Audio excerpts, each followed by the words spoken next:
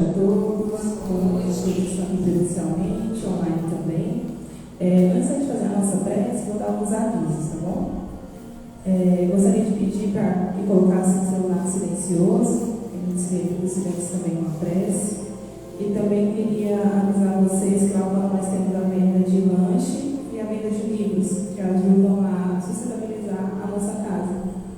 E aí também queria avisar vocês que a gente recebe doações, tanto de alimentos quanto também de ração. Nós temos um projeto Amor em Quatro Patas, que a gente recebe doações de alimentos para animais e também alimentos não perecíveis para as famílias assistidas pelo centro.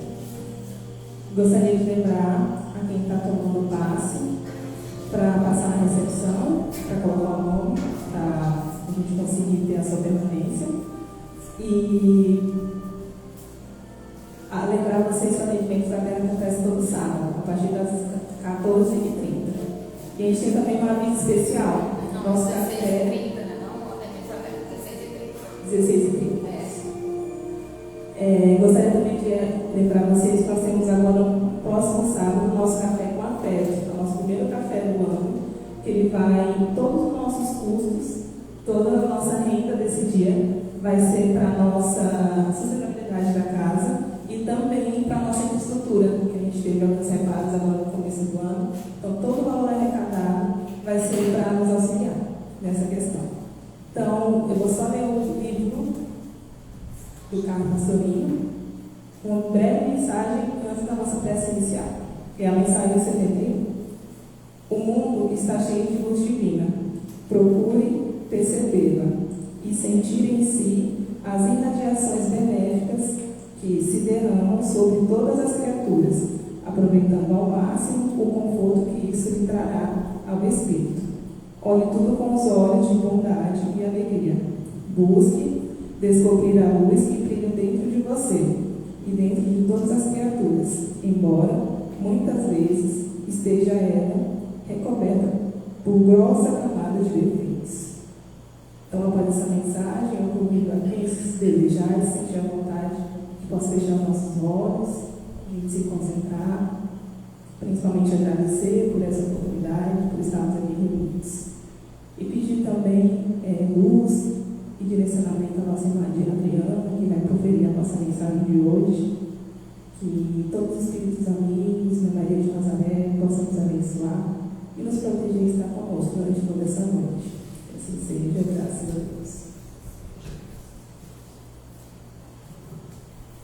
Boa noite, gente. Tudo bem? Vamos fazer o estudo do Evangelho de hoje. Como é costumeiro, né? A gente faz o estudo do Evangelho iniciando pelo estudo do Livro dos Espíritos. Para quem não conhece a doutrina espírita, ainda não falamos sobre isso na semana passada no encontro de intolerância religiosa lá na UAB. Quem não conhece a doutrina espírita, inicialmente pensa que nós estamos vinculados às religiões de matrizes africanas. É muito comum as pessoas confundirem doutrina espírita com candomblé, com a umbanda, e isso, da maneira como é colocado, parece tanto preconceito com a doutrina espírita como preconceito com as religiões de matrizes africanas. Porque a doutrina espírita ela não é uma religião de matriz africana. A doutrina espírita é uma religião cristã, tanto que a base de todo o estudo da doutrina espírita é o Evangelho de Jesus, o Novo Testamento. Não é que a gente não estude o Antigo Testamento. O Antigo Testamento, a lei mosaica, a Torá dos judeus, é um livro que serve de base para a construção, para a organização, para a estruturação de toda a caminhada do Cristo aqui na Terra. Basta a gente ler os profetas. Todos eles anunciam a chegada do Messias. E Jesus veio ao mundo, como ele mesmo diz, ele veio ao mundo para cumprir a lei e não para destruí-la. E ele está falando da lei mosaica, mas não da lei mosaica civil, ele está falando da lei mosaica divina, os 10 mandamentos. Porque todas as outras leis elaboradas por Moisés eram leis civis para disciplinar um povo bárbaro, um povo que passou 40 anos no deserto, um povo disciplinado. Então a doutrina espírita é ao mesmo tempo filosofia, constituído no Livro dos Espíritos, né, a parte filosófica, está toda presente aqui, porque se utilizando da maiêutica socrática, do método de Sócrates, Allan Kardec, com a ajuda dos espíritos superiores, através dos médiuns de todas as partes do mundo, ele elaborou perguntas para que os espíritos respondessem. E a primeira pergunta desse livro já diz qual é a nossa vinculação, porque a primeira pergunta desse livro é: que é Deus? Então, quando alguém pergunta assim, vocês acreditam em Deus? Os espíritas acreditam em Deus? Sim, nós acreditamos em Deus. Sabemos que Deus é nosso Pai, é o Criador de todas as coisas, é a inteligência suprema. Então, para a gente entender por que a gente estuda o livro dos Espíritos antes do Evangelho, porque o livro dos Espíritos é a filosofia, aqui a gente vai buscar respostas para as nossas perguntas, para as nossas angústias. De onde eu vim, para onde eu vou, o que eu estou fazendo aqui, qual é o propósito da minha caminhada, por que é necessário nascer de novo, como Jesus disse a Nicodemos, por que a reencarnação é uma lei divina, e assim a gente vai tirando nossas dúvidas a partir das perguntas de Allan Kardec. O livro dos Espíritos é a parte filosófica. O Evangelho segundo o Espiritismo e a obra O Céu e o Inferno é a parte religiosa, a religião. E o livro A Gênese e o livro dos Médiuns é a parte científica. Então a gente tem filosofia, religião e ciência. Isso é doutrina espírita. E hoje, para a gente dar continuidade ao estudo que nós fazemos semanalmente, nós estamos recomeçando, porque a gente já fez isso várias vezes aqui, recomeçando a primeira parte do livro dos Espíritos, o capítulo 3, que trata da criação. E esse capítulo 3, ele vai ser ampliado no livro A Gênese, né? Então a gente vai estudar aqui as questões 48 e 49.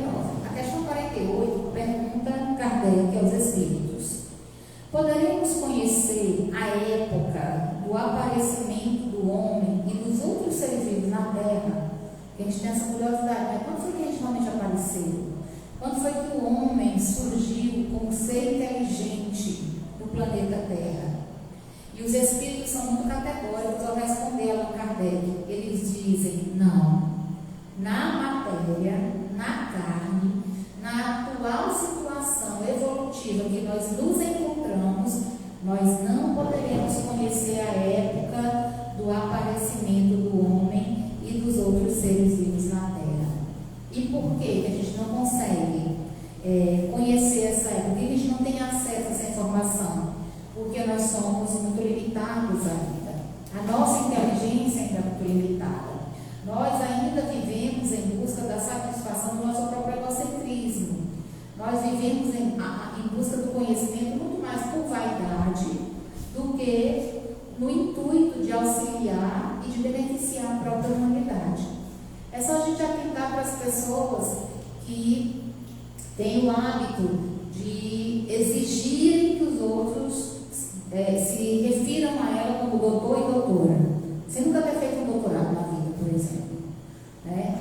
E quantas pessoas se vangloriam do conhecimento que têm, achando que são melhores do que aquelas pessoas de vida simples, que têm a sabedoria, que vivem no interior, na roça, e que muitas vezes têm conquistas morais muito maiores que as nossas, que nos dizemos intelectualizados.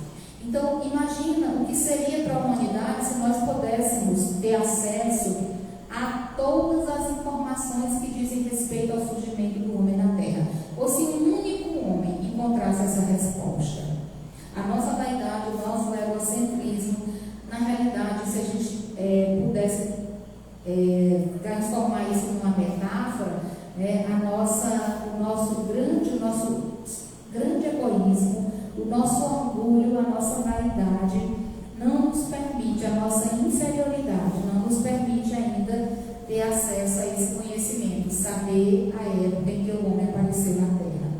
Por isso que os Espíritos dizem: todos os vossos cálculos são quiméricos, são apenas ilusões.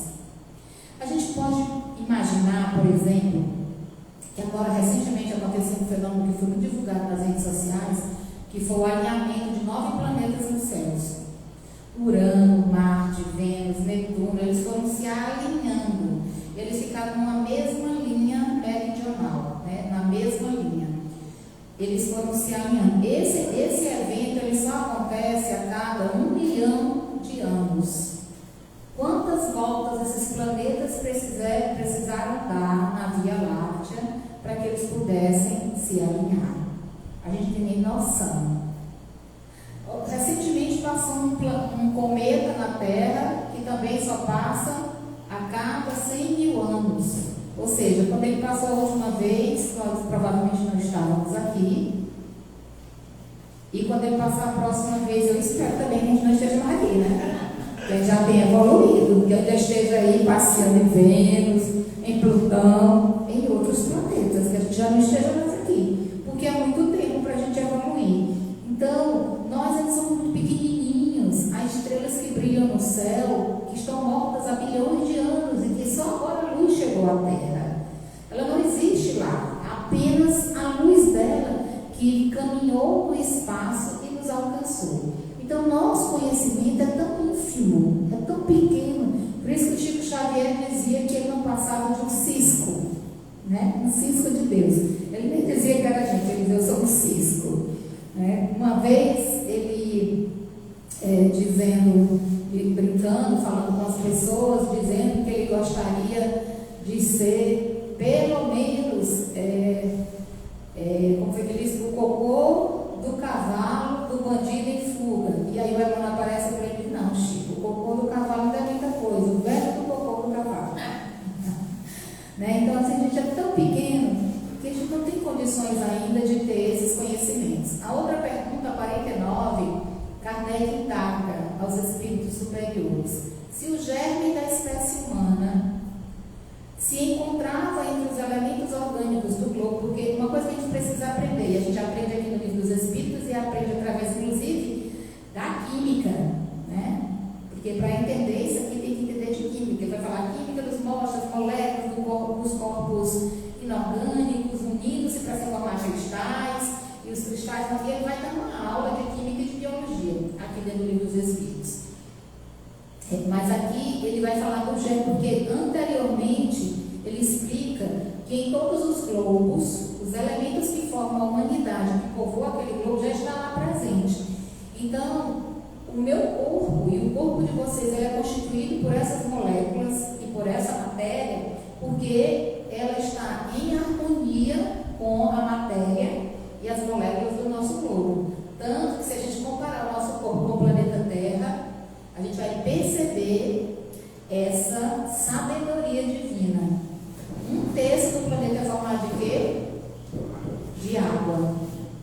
1/3 do nosso corpo é formado de quê? De água. Então a gente tem uma relação direta e proporcional do próprio planeta em nosso corpo. Tanto que, se a gente para de beber água e desidrata, o que acontece com a gente? Adoece. Se o planeta fica sem receber água, sem chover, o que acontece com a Terra? Ela adoece. Então a gente tem aqui uma relação direta do planeta com a matéria orgânica que nos constitui. Por isso que ele diz que o germe da espécie humana já se encontrava entre os elementos orgânicos daqui do nosso globo. Aí ele pergunta: por que não se formam, então, espontaneamente homens, como na origem dos tempos? E aí os espíritos respondem a Kardec: o princípio das coisas está nos segredos de Deus, que nós ainda não temos a capacidade de alcançar. Ora, se a gente ainda não entendeu nem o que é respeitar o próximo, eu não vou nem dizer amar, eu vou dizer respeitar. Respeitar a cor da sua pele, respeitar a sua religião, respeitar as suas escolhas, as suas decisões, respeitar a sua orientação sexual. Se a gente ainda não aprendeu a respeitar os animais que são abandonados, passam fome, sofrem espantamentos, a gente ainda não aprendeu a respeitar as crianças, para que elas possam verdadeiramente ser crianças. Hoje em dia a gente quer que as crianças sejam mini adultos. Então, se a gente ainda não aprendeu nem sequer a respeitar o próximo, como é que a gente vai compreender os segredos da criação de Deus? A gente nem dá conta, né? Quando a gente pensa, quando eu era adolescente, eu tinha uma loucura na minha cabeça. Eu não sou muito normal, não, mas na época era pior. Eu tinha uma loucura na minha cabeça, que era assim: eu ficava pensando, tudo? Quem foi que criou Deus? Né? E isso era um negócio que me perturbava tanto, né? Me perturbava tanto, isso que eu perguntava para o padre, eu perguntava para as freiras, porque eu era muito católica, e o padre Roberto olhava para mim e dizia assim, ele era um italiano, assim, muito bonachão: menina, tu vai enlouquecer ser padre, e ainda vai enlouquecer tua mãe, vai te enlouquecer, né? Ele falava com aquele italiano arrastado. Porque toda vez que eu encontrava meu padre, eu passava a semana toda pensando, se foi Deus que criou tudo, quem foi que criou Deus? Minha filha, Deus é incriado. Deus é a razão de todas as coisas. Então, como é que pode ter uma coisa que nunca foi criada? A nossa inteligência não alcança. Como é que pode ter uma coisa que nunca foi criada por ninguém? Porque a gente está muito ligado ao aspecto material e a gente não se vincula ao espiritual. Então ele diz assim, olha, pode-se dizer que os homens, uma vez espalhados pela terra, absorveram em si mesmos os elementos necessários à sua própria formação, para os transmitir segundo as leis da reprodução. O mesmo se deu com as diferentes espécies de seres vivos. Ou seja, se a gente pegar no livro A Gênesis, a gente vai entender que as primeiras formas de vida foram estruturadas no oceano. As primeiras formas de vida que surgiram no oceano foram as algas. Se você pegar aquela água viva, transparente, né, que fica boiando, brilhosa dentro do oceano, o princípio daquela água viva, isso já foi comprovado pela ciência, viu? O princípio da água viva é de constituição dos batimentos cardíacos. Foi a partir daquela estrutura da água viva que foi se elaborando, por exemplo, os batimentos cardíacos que um dia iriam constituir os animais aquáticos. Os animais aquáticos saíram da água e se constituíram os répteis. Os répteis foram subindo as árvores e se transformaram nas aves. E as aves foram dando origem aos animais maiores. E assim chegamos à condição nominal. Onde está o elo perdido? Quando foi que a gente saiu da condição animal? Porque é uma evolução. Quando foi que a gente saiu da condição animal e passou para a condição hominal? Esse elo perdido que nem a ciência encontra é o aparecimento da glândula pineal no nosso cérebro. A partir do momento que ela se desenvolveu, a gente foi saindo gradativamente da condição de animal e se constituindo como homem. Isso é estudo, né, de séculos, milhões e milhões e milhões de anos que a gente precisaria ir acompanhando. Mas já há estudos que dizem que a transição do animal para o hominal é quando surge a glândula pineal. Então, em alguns animais, a gente já tem ali uma glândula pineal se desenhando. São os animais domésticos, o cavalo, o elefante, os cães. Tem cachorro que você olha para ele e você pensa, meu Deus, essa criatura está conversando comigo, né? Só o jeito dele olhar para você.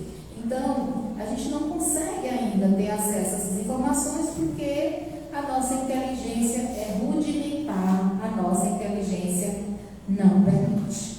Aí agora a gente vai para o Evangelho, capítulo 5, item 18. O capítulo 5 é o maior capítulo do Evangelho segundo o Espiritismo. É o capítulo Bem-aventurados os aflitos. Ele é longo, né? Nesse capítulo, a gente vai aprender algumas questões relacionadas ao sofrimento, né, as causas das aflições, as causas atuais das aflições, as causas anteriores das aflições. A gente vai aprender também sobre por que é necessário o esquecimento do passado, por que Deus coloca um véu. E um véu, gente, imagina o que é um véu. Olha como os espíritos foram sábios. Eles disseram para Allan Kardec que o nosso passado, ele tem um véu do esquecimento. Um véu é algo transparente, que não deixa a gente perceber com muita nitidez o que está do outro lado, a gente não enxerga alguma coisa. Então essa metáfora do véu é muito importante para a gente compreender quem nós fomos em vidas anteriores. Porque o véu é aquilo que te permite entrever. Você não vai ver com tanta nitidez, mas você vai ter uma percepção. Então, os meus gostos e as minhas tendências, tanto as más tendências quanto as boas tendências, me dizem minimamente que eu já fui no passado. Quando nós pensamos, por exemplo, em pensamentos que são extremamente constantes, pensamentos que estão o tempo todo nos acompanhando, e não são pensamentos ilógicos ou irracionais, são modos de pensar, que eu construí de pensar, modo de pensar sobre a vida, modo de pensar sobre as minhas dores, modo de pensar sobre os meus dias mais difíceis. Vou dar só um exemplo. Vocês devem conhecer pessoas que quando estão passando por uma situação difícil, quando está se acabando, e ela está dizendo, vai dar certo, se acalme, vai dar certo, fique tranquilo, isso aí vai passar. A pessoa parece que ela construiu uma resignação dentro dela, uma fortaleza, que o mundo está se acabando e ela está com um sorriso no rosto. Você fica até com raiva da pessoa de como que ela pode ser tranquila daquele tanto. Aí tem outras que já são tão desesperadas que o problema ainda nem chegou. Eu tenho certeza que vai dar errado. Eu tenho certeza que isso aí não vai dar certo. Isso vai dar errado. Porque pela minha experiência de vida, já digo logo que vai dar errado, é um pessimismo e é o modo como ela funciona. De onde que ela trouxe isso? Se ela não aprendeu, às vezes, não aprendeu com a mãe, não aprendeu com o pai, não aprendeu com os irmãos, não aprendeu na convivência social. De onde ela traz isso? Dos resquícios do seu passado, do véu. É a mesma situação em que você encontra uma pessoa pela primeira vez, ela nunca te fez mal, não, nessa vida. E você olha para ela e pensa assim, meu Deus, ô criatura de paz. Minha gente, como é que a pessoa pode ser suportada desse tanto? E aí você encontra a pessoa de longe, você vê ela vir na sua direção, e você só mede a distância para onde você vai correr ou se esconder para não topar com ela, porque você não suporta a pessoa. Isso acontece, e é natural que aconteça. Por quê? Porque o próprio Evangelho fala de laço de afeto e de desafeto, simpatia e antipatia. E por outro lado, às vezes nós encontramos pessoas que a gente nunca viu dizer, eu não sei explicar por que eu gosto tanto do diabo daquela criatura. Né? Não sei por que eu gosto tanto daquela criatura. Não sei por que eu tenho tanta simpatia por aquela criatura. Não sei por que eu quero tanto cuidar daquela criatura. Não sei por que eu tenho tanto zelo por ela. Pois saiba, ela já esteve na sua vida em algum momento. E do mesmo jeito que a gente carrega conosco, nós carregamos conosco os laços do afeto, do desafeto, nós carregamos mais ainda os laços do afeto, né? Eles vêm conosco. E aí o Evangelho, nesse capítulo 5, ele vai falar lá na instrução dos Espíritos sobre o bem e o mal sofrer. Ó, ele já vinha falando do véu do esquecimento do passado, causas atuais das aflições, causas anteriores das aflições, tormentos voluntários. Nesse capítulo ele também fala sobre a loucura e o suicídio, fala sobre o motivo de resignação. E aí ele chega na instrução dos Espíritos. Quando você abre o Evangelho e você encontra essa palavra, instruções dos Espíritos, um manual de instrução serve para quê? Para te ensinar a fazer alguma coisa, para te ensinar a montar alguma coisa, para te ensinar a organizar algo, né? Isso, olha menino, o filho pródigo. Oi, Deus seja bem-vindo. Hoje está cheio de filho pródigo aqui, estou tão feliz. Então, olha só, instrução dos Espíritos significa que o Evangelho todo, a todo o capítulo, ele trouxe informações úteis e agora os Espíritos vão nos ensinar a colocar isso em prática, a viver isso. Então, aqui no item 18, o título que o Kardec deu a essa parte da instrução é Bem e Mal Sofrer. Quer dizer, então, que existem duas formas de sofrer. Existem duas formas de sofrer. O bem e o mal sofrer. Dor é uma coisa inevitável. Vou dizer o que é dor. Dor é uma dor de dente. 3 horas da madrugada, um feriado prolongado de carnaval, que não tem um dentista na cidade para te atender. Isso é dor. Né? Tô gritando, o dente latejando dentro da boca e não tem um dentista em Periperi, porque é terça-feira de carnaval, e só vai ter dentista ou na quarta de noite, ou na quarta de tarde, ou na aí é dor, né? É dor, sofrimento. Porque ainda estou com um dente desse na boca. Cadê esses dentistas tudo irresponsáveis dessa cidade, que não tem nenhum para me atender? Eu vou morrer por causa dessa dor de dente. Eu odeio todos os dentistas. Não tem uma farmácia aberta. Isso é sofrimento. Porque o sofrimento é a lamúria da dor. O sofrimento é a queixa exagerada da dor. Todas as vezes que nós acrescentamos a nossa dor, o desespero, a revolta, o pessimismo, o negativismo, nós estamos trazendo sofrimento para a nossa vida. Por isso que existem duas formas de sofrer. Existe a forma de sofrer no bem, existe a forma de sofrer no mal. Então, Jesus disse assim, o Evangelho diz assim: quando Cristo enunciou, bem-aventurados os aflitos, porque o reino dos céus lhe pertence, ele não se referia a todos os sofredores. Não é só que você está sofrendo, passando por todas as dificuldades do mundo, se queixando todo dia, reclamando todo dia, passando por todas as coisas do mundo, que o céu lhe pertence. Por quê? Porque você precisa saber sofrer. Porque, segundo Kardec, existem hoje criaturas ocupando tronos ou vivendo na miséria e todos sofrem. Todos sofrem, independente da condição em que estamos. Mas, infelizmente, diz o Evangelho, poucos sabem sofrer. Raros compreendem que só as provas adequadamente suportadas, somente as provas adequadamente suportadas podem nos conduzir ao reino de Deus. É só quando nós aprendemos a suportar da melhor maneira possível as nossas provas que nós realmente alcançamos esse reino de Deus. E o que é o reino de Deus? O reino de Deus é a paz de consciência. O reino de Deus é a tranquilidade. O reino de Deus é a fé, é a certeza das coisas, que muitas vezes nós não temos. Por quê? Porque não desesperamos. E quem se desespera não sabe esperar. E a dor, ela tem o seu tempo. A dor, ela tem o seu processo.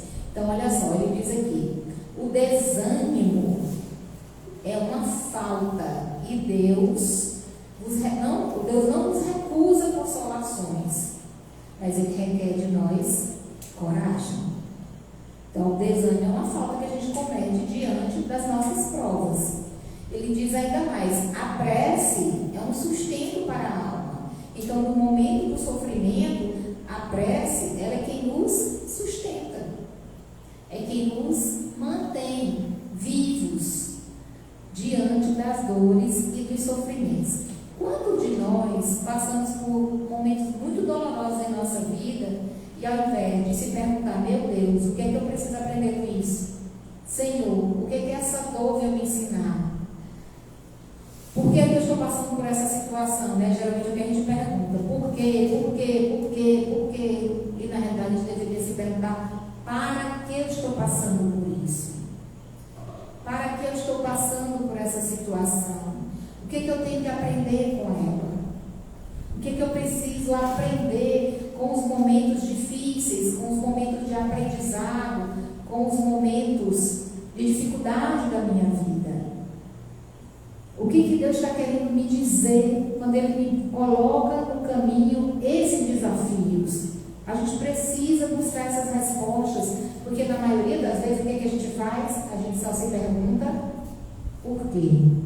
A gente só se pergunta por quê. E esquece que o sofrimento, ele é um convite da lei de justiça para que a gente repense as nossas condutas, repense os nossos modos de viver, repense os nossos comportamentos, repense o nosso modo de pensar, de sentir, e comece a construir um caminho novo. Porque se a criatura de Deus tem fé, não desanima e age com coragem diante das circunstâncias, não lhe faltará apoio. O problema é que nós desistimos na primeira dificuldade. A gente desiste na primeira dor, na primeira aflição, nós desistimos, né? A maioria de nós chega à casa espírita, na maioria das vezes, vou dizer que é sempre, né? Mas na maioria das vezes a gente chega na casa espírita arrastado por imensas dores, por aflições muito dolorosas. É muito raro aquela pessoa que vem à casa espírita por curiosidade ou porque decidiu procurar um caminho novo para a sua vida. A maioria de nós só chega lá arrastado pela dor. Eu sei disso porque foi assim que eu cheguei lá. Cheguei na Federação Espírita em 1992. Você vê que eu sou novinha, né? Comecei cedo. Em 1992, a dor me arrastou até uma casa espírita. E depois eu fiquei pelo amor, pela curiosidade, mas foi a dor que me levou para lá. Por quê?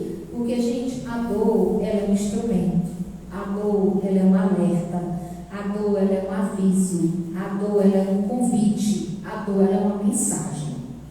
Vamos só testar isso na nossa vida cotidiana. Se você tiver com uma dor no estômago, o que você pensa imediatamente?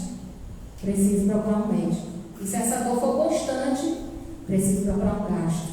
E se ela for muito constante, você pensa, eu preciso fazer uma endoscopia. E aí, tudo bem, mas aí se ela começar a ser insuportável, você pensa, eu tenho que parar de tomar aquela cerveja, que acho que ela está me fazendo mal. Se o negócio ficar bravo, você diz, eu acho que eu tenho que tirar a carne vermelha da minha vida. E se o negócio ficar pior, eu acho que eu vou tirar o queijo, tirar a gordura. Você começa a ir pensando em alternativas de como melhorar a saúde do seu estômago. Não é verdade? Você começa uma dorzinha insuportável no dente. E aí, dali um dia você não está conseguindo mastigar. Dali mais um dia você não está conseguindo sequer abrir a boca. Daqui a pouco você descobre que tem uma bolsa ao redor do seu dente. Aí você decide, eu preciso procurar um dentista. Por quê? A dor no dente é uma mensagem de que o dente não está saudável. A dor no estômago é uma mensagem de que o meu estômago não está saudável, ou de que o meu modo de me alimentar não está saudável. É uma mensagem. Mas vou dar um outro exemplo, que não é mais físico, mas é psicomental. Se a gente costumeiramente se apavora, se a gente vive com medo de tudo, se nós vivemos eternamente buscando fugir desses medos, dessas situações, e por mais que a gente tente, eles sempre vêm e nos encontram de maneira fragilizada, nos desarmam. Se a gente vive ansioso, angustiado, temeroso de tudo que tem para acontecer na frente, a gente vive assim uma semana, a gente suporta. A gente vive assim um mês, a gente aguenta. Mas se isso começa a ficar constante, 2 meses, 3 meses, 4 meses, a gente tem TAG, transtorno da ansiedade generalizada. Ou então a gente tem depressão. Por quê? Porque aqueles sinais, aqueles alertas, aqueles avisos foram me dizendo que aquela crise de ansiedade, que aquele medo injustificável, que aquela angústia permanente, foram sinais que foram me dizendo que psicoemocionalmente eu não estou bem, e eu ignorei os sinais. Porque a dor, ela alerta, ela avisa. O sofrimento, e aqui a gente fala de sofrimento no aspecto de dor, a aflição é um convite para que a gente possa reparar o mal. E é o mal que a gente faz para nós mesmos e que nós fazemos para os outros. Por quê? Porque a gente se faz muito mal. A gente ignora o cuidado com a nossa saúde mental. A gente ignora o cuidado com a nossa saúde física. A gente ignora o cuidado com a nossa saúde espiritual. Lembre-se que nós somos, isso já foi comprovado pela ciência também, nós somos corpo, mas nós somos energia. Se você não quiser falar a palavra espírito. Vou dar só mais um exemplo. Não sou muito boa de química, nem de física, nem de biologia, dessas coisas, nada. Meu negócio é humanas, né? Mas eu aprendi lá nas aulas básicas ainda da biologia, né, e da química, e meu amigo Marcelo está aqui para me ajudar, que uma célula é formada de quê?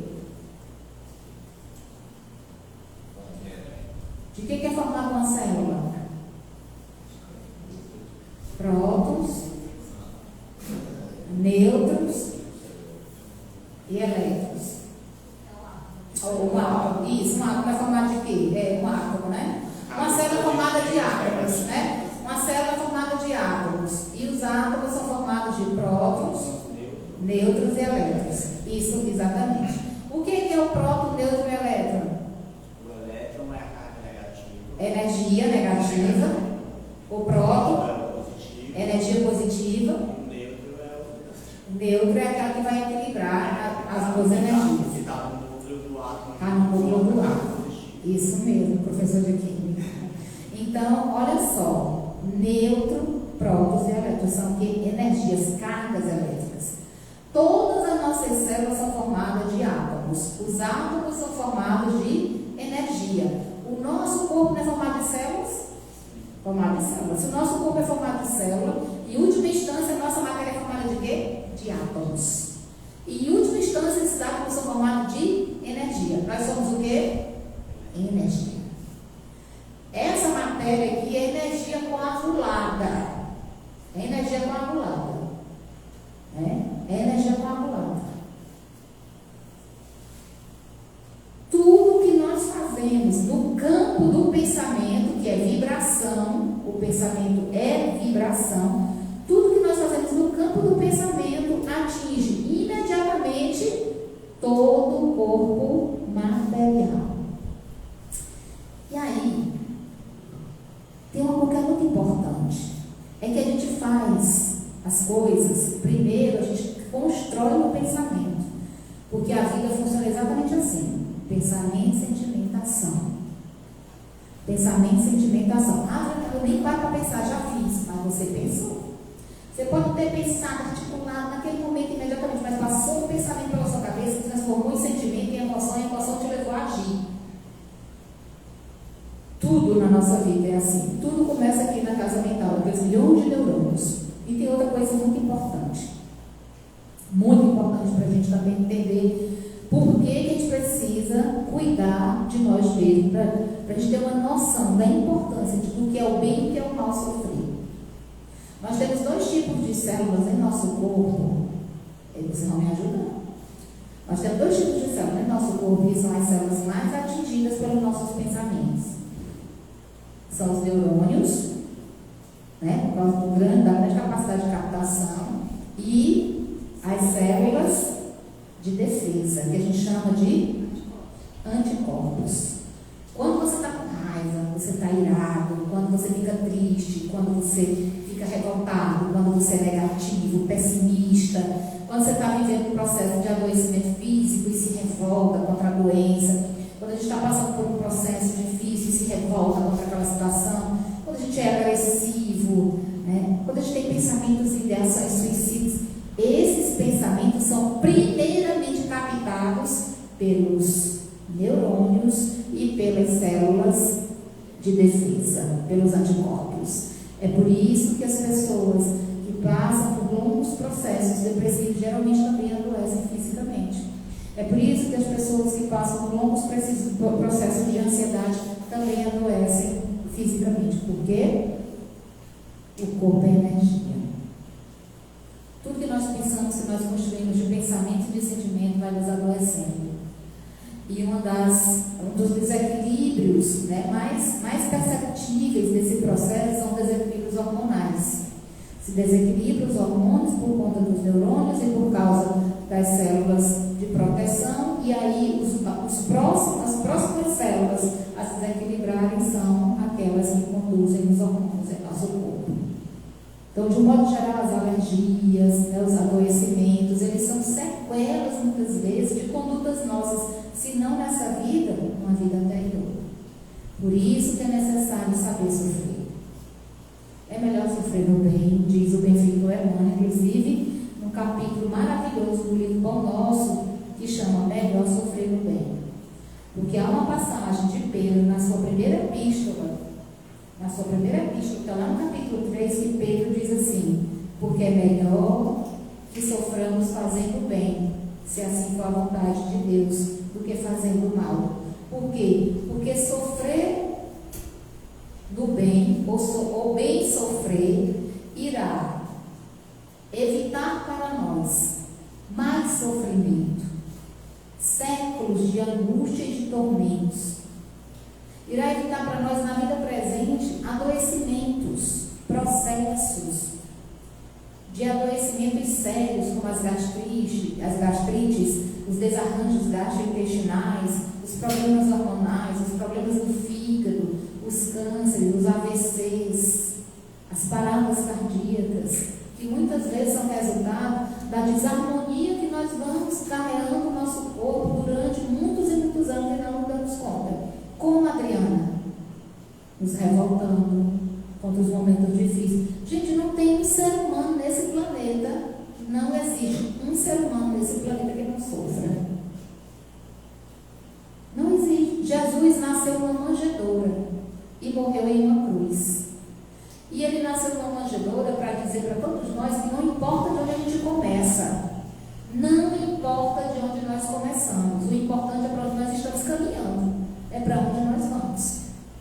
Então, a gente precisa entender que todos nós sofremos, todos nós, não existe aqui um privilegiado que diga assim, não, nunca sofri. Agora nós podemos escolher passar por um momento difícil e não se revoltar, passar por um momento difícil e não reclamar, porque até que reclamar é um negócio bravo, né? Eu digo isso aqui o tempo todo. Reclamar é um negócio complicado, porque o ré é de novo e o clamar é pedir. Então, quando você está reclamando, o que você está fazendo? Pedindo de novo. Está reclamando daquele marido, está reclamando daquela mulher, está reclamando daquele emprego, está reclamando daquela situação. Você está pedindo de novo, e de novo, e de novo, e de novo, e de novo. Então a gente precisa entender que toda aflição que excede o limite da normalidade complica o caminho da nossa vida. Porque tem momentos que a gente vai dizer assim, Senhor, eu sei que eu não devia reclamar, mas está difícil. Aí você conversa com ele, pede, dialoga, né? Diz. Eu costumo chorar, né? Quando o negócio está bravo, eu choro e digo assim, Senhor, está dando certo aqui não, ó. Me dá uma força, tem negócio aqui está bravo, está dando muito certo não. E aí eu choro. Eu lá choro logo, porque o pai que não vê a filha chorando, ele, né? Eu dou uma forcinha. Então já choro logo. Mas a gente precisa entender que toda aflição excedente, todas as vezes que nós trazemos a queixa, a reclamação, se maldizer o tempo todo, nós estamos complicando o itinerário da nossa vida. E isso corre por nossa conta. Não é castigo de Deus. E quem diz isso é o próprio Emmanuel, lá na obra chamada Aulas da Vida. E isso é nossa responsabilidade. Não é castigo de Deus. Eu estava ainda agora conversando com a Kelly, dizendo para ela que quando eu era criança, por muito pouco eu fiquei doida. Né? Eu acho que eu não sou muito assim 100%. Mas até cardenal eu tomei quando era criança. Vocês têm uma ideia, remédio de doido naquela época, né? Porque eu tinha mediunidade muito precoce na infância, criança ainda, e eu via o tempo todo um franciscano, que eu dizia que era um padre dentro de casa, e minha mãe achava que eu estava mentindo. Então eu não só apanhava, eu apanhava da minha mãe e ainda via os espíritos rindo soltando da minha cara, se acabando de rir, porque eu estava apanhando, né? Foi muito dormindo até entender, aos 20 anos de idade, que aquilo não era uma loucura, que eu estava ficando doida, que era mediunidade. Eu estava num ponto de ônibus em Teresina, conversando com uma pessoa, explicando para ela o endereço, e meu pai batendo em mim, e eu ensinando para ele onde era o São Marcos, que ele estava procurando uma pessoa, estava hospitalizado em São Marcos, todo mundo parado no ponto de ônibus olhando para mim. Eu tinha 16 anos. Quando eu me virei, o ponto de ônibus na frente era assim, em frente ao Hipercopreço, lotado de gente, o povo me olhando assim, assombrado. E meu pai, pelo amor de Deus, quem era que tu estava falando, minha filha? Pelo amor de Deus, pelo pedido que você estava falando, ninguém não. Pai, é um moço, vem aqui, ó. Está pedindo o endereço para explicar onde é o São Marcos. Que moço, meu Deus, tua mãe vai te perguntar. Não tinha moço nele. Ele não via, né? Mas eu vi. Hoje, de graças a Deus, eu não passo mais por esses perrengues, né? Depois que você começa a estudar, a entender o que é mediunidade. Mas, se eu tivesse me revoltado contra Deus, contra essa situação, eu teria realmente enlouquecido, né? Porque o intuito era esse, era me enlouquecer.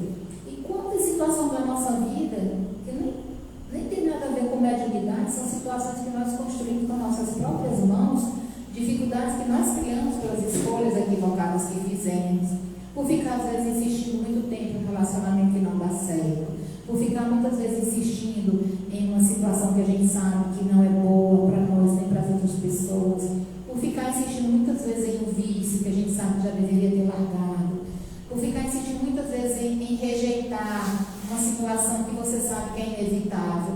Que eu, por exemplo, quando me disseram que ou eu ia estudar mediunidade ou eu ia ficar doida, eu disse, não, eu prefiro estudar mediunidade, né? Eu vou.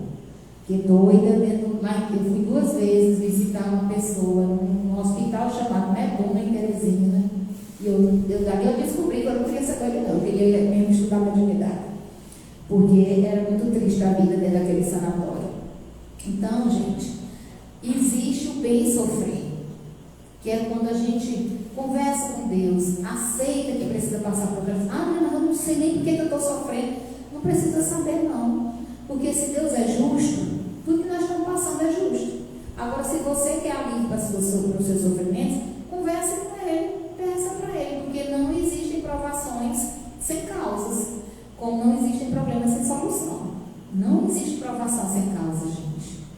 Se a gente está passando por um momento difícil, tenha certeza. Se a dor chegou para me visitar e eu estou passando por um momento difícil, tenha certeza, a causa daquela dor foi eu que criei. Se não foi nessa vida, foi na vida anterior. Se não foi agora, foi antes, foi no passado. Porque Deus é justo. Ele é justo. Ele é muito justo. Então a gente tem que tomar muito cuidado. Porque quando a gente amontoa cargas de aflições excedentes em nossos ombros, nós sofremos de maneira desnecessária. E ainda vamos acumulando para a nossa vida, né, outras complicações, especialmente para as nossas próximas vidas. Então o Evangelho diz assim: bem-aventurados aflitos, pode ser traduzido assim: bem-aventurados que têm a ocasião de provar sua fé, sua firmeza, sua perseverança e sua submissão à vontade de Deus. Eu demorei muito para entender isso aqui, né? O que é submissão à vontade de Deus, porque existe uma coisa chamada obediência e resignação. A obediência é o consentimento da razão, a resignação é o consentimento do coração. Você obedece quando você compreende, você entende. Eu entendo que isso aqui é o melhor para essa casa, é o melhor para esse trabalho, então eu venho para cá segunda-feira fazer o Evangelho. Eu entendo que o melhor para a minha vida hoje é não ter vício nenhum, então eu procuro obedecer às minhas limitações, de não me envolver com situações que vão me tornar alguém viciada, por exemplo. Então, a obediência é um consentimento da razão, a resignação não, a resignação é o consentimento do coração. Eu não entendo, eu não sei porquê, mas eu me resigno. Eu digo, tá bom, Senhor, se eu tenho que passar por isso, que seja feita a tua vontade. Então a gente precisa compreender isso. Por quê? Porque só são bem-aventurados os aflitos aqueles que têm a ocasião de provar sua fé, sua firmeza, sua perseverança, sua submissão à vontade de Deus, pois receberão sem duplicada a alegria que lhes falta na terra após o labor, com certeza virá o repouso. Essa é uma mensagem do Lacordaire, de 1863, que está aqui em um livro Evangelho segundo o Espiritismo. Então, para a gente encerrar essa nossa conversa, é só a gente lembrar, quando a gente é espírita, a gente aprendeu que as formas de sofrimento são 2, são as provações e são as expiações. Prova a gente passa toda hora, todo minuto. Para você sair daqui e passar um cabra de moto a 100 km por hora, quase derruba vocês, e você não vai xingar a mãe dele, a avó dele, nenhuma das mulheres da geração da família dele, filho dessa, filho daquela, nada. Você vai ficar caladinho, vai fazer uma oração, Deus te leve abençoado, né? Que tu não encontre um poste aí pela tua frente, vai rezar por ele. Se você fizer isso, você está passando a prova. Se você chegar em casa e a sua mãe ou seu pai estiverem lá, por mais difícil que seja a relação com eles, você entrar em casa e disser, boa noite, como é que vocês estão? Está tudo bem? Eles vão, está doido, será que dá um remédio para essa no centro espírita? Não fala com ninguém, está até dando boa noite. Você vai começar a construir uma relação de afeto, prova. Mas a expiação Porque a expiação sempre serve de prova, mas a prova nem sempre é uma expiação. A expiação sempre serve de prova, mas a prova nem sempre é uma expiação, porque a expiação é a dor, o sofrimento que eu passo para reparar o meu passado, para reparar os meus equívocos. E a prova, ela vai me promover na minha caminhada evolutiva. São diferentes, né? Então, que a gente entenda isso e que a gente saiba sofrer no bem, por mais difícil que sejam as circunstâncias. E agora eu vou fazer nossa prece final, porque temos trovões ali, né, já gritando. Então vamos aquietar o nosso coração, nos manter conectados a esse clima de paz e de harmonia dessa casa, e rogar aos espíritos amigos, especialmente os nossos anjos guardiães, os nossos familiares e amigos espirituais, e nessa noite, muito especialmente, nós vamos pedir a Francisco de Assis, o menestrel de Jesus, que ele derrame sobre nós a sua alegria, a sua paz, a sua capacidade de perdoar, a sua fé, para que nós possamos ter uma semana com o coração fortalecido e a vida iluminada e abençoada por esse ser de luz. Amigo querido, da pequena cidade de Assis, que tu possas amparar as nossas dores, encaminhar os nossos passos e nos fortalecer em todos os momentos.